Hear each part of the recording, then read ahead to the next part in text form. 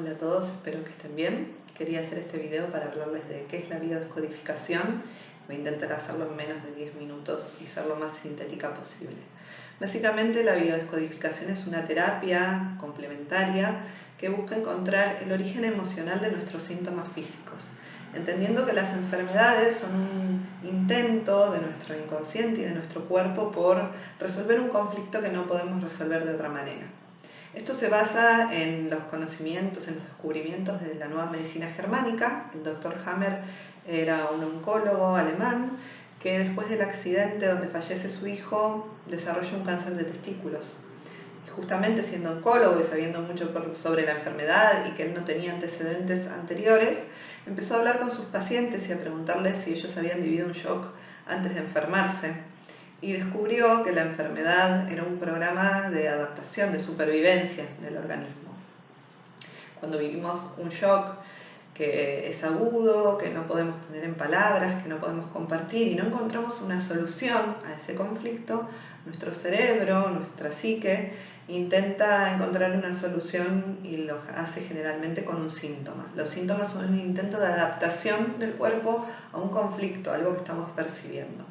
Por ejemplo, él, después de que fallece el hijo, claramente no encuentra solución a ese conflicto y se activa una parte del cerebro más arcaica que está relacionada con la supervivencia pura, con la perpetuación de la especie, que es: no tengo hijo, voy a producir otro, y el cáncer que desarrolla es en el testículo, por ejemplo. Pero bueno, las leyes de la medicina germánica, para que entiendan un poco también por qué este descubrimiento, entiende que justamente hay una relación entre psique, cerebro y órgano y que se va a activar un determinado órgano en función del conflicto que esté viviendo la persona. En nuestro desarrollo embrionario se van formando tres capas diferentes del cerebro. La primera capa, que es la más arcaica, que es el tronco cerebral, regula las funciones de supervivencia pura. El sistema digestivo, el sistema respiratorio, el reproductor, o sea, todo lo que nos sirve para sobrevivir. Está en esa primera capa embrionaria del cerebro, que es el tronco cerebral. Entonces, si yo tengo un conflicto de supervivencia, por ejemplo, me falta el aire, y estos conflictos pueden ser reales o simbólicos, ¿sí? Puede ser que me falte el aire realmente, o puede ser que yo, cuando me expreso, digo, bueno, mi familia me ahoga, me quitan el aire. Entonces desarrollo un síntoma, no encuentro solución a ese conflicto y voy a desarrollar un síntoma, por ejemplo, en mi aparato respiratorio. La segunda capa embrionaria, que es el mesodermo, es el que regula las funciones de protección y movimiento. O sea, una vez que yo tengo mis necesidades básicas cubiertas, la supervivencia garantizada, viene la parte de proteger la cría, el clan, el nido, y salir en busca de comida, en busca de alimento. Entonces, todos los órganos que regulen esas funciones, por ejemplo, la piel, la pleura, todos los que protejan, ¿sí?, y los que nos sirvan para movernos, los huesos, los músculos, los tendones, la sangre, son los que responden a esta capa embrionaria y los que van a responder cuando yo tenga un conflicto de territorio, por ejemplo, con el alimento, etc. Entonces, como les decía, los conflictos pueden ser reales o simbólicos. Antes podía ser: me persigue un tigre en la selva y yo tengo que salir corriendo. Y ahora puede ser: me acecha mi jefe, me acechan las deudas, lo que sea. No hace falta que el conflicto sea real. La última capa del cerebro, que es la última en desarrollarse y la que nos hace más humanos también, es el sistema límbico, y es el que gestiona no solo las emociones, sino todas las partes relacionadas con los vínculos, las relaciones. Por ejemplo, las cuerdas vocales, los sentidos, los nervios, ¿sí? Una vez que ya garanticé mi supervivencia, la protección, el alimento, puedo dedicarme a vincularme con otros, ¿sí? Entonces, cuando tengo un conflicto relacionado con esas vivencias, por ejemplo, desvalorización sexual o los vínculos con otros, se va a activar esa capa del cerebro y esos órganos. Entonces, siempre tenemos que pensar, cuando tenemos una enfermedad, que la enfermedad es un intento, como dijo Jung, es el intento de la naturaleza por salvar al hombre, es un intento de mi cuerpo de adaptarse a un problema. Y para adaptarse busca respuestas anteriores que me hayan garantizado la supervivencia antes. Puede ser en mi infancia, en mi gestación, a mi árbol genealógico o a la especie, ¿sí?, a los ancestros más remotos de la especie. Entonces, por ejemplo, si yo tengo un síntoma, un conflicto con algo que vi o que me gustaría ver, el síntoma se va a desarrollar en los ojos. Si tengo un conflicto con algo que escuché o que me gustaría escuchar, va a ser en los oídos.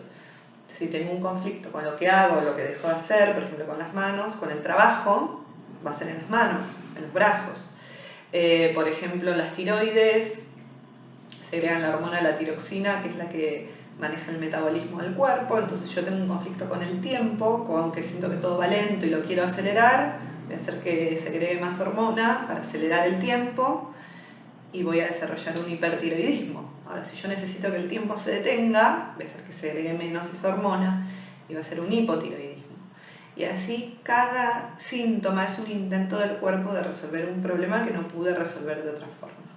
Es un intento biológico, no se enferma cualquier órgano porque sí. El síntoma es un intento de solución. Si, por ejemplo, yo como algo que me intoxica, voy a tener vómitos o diarrea. El síntoma es la solución. Para desintoxicarme tengo que eliminar eso de mi cuerpo.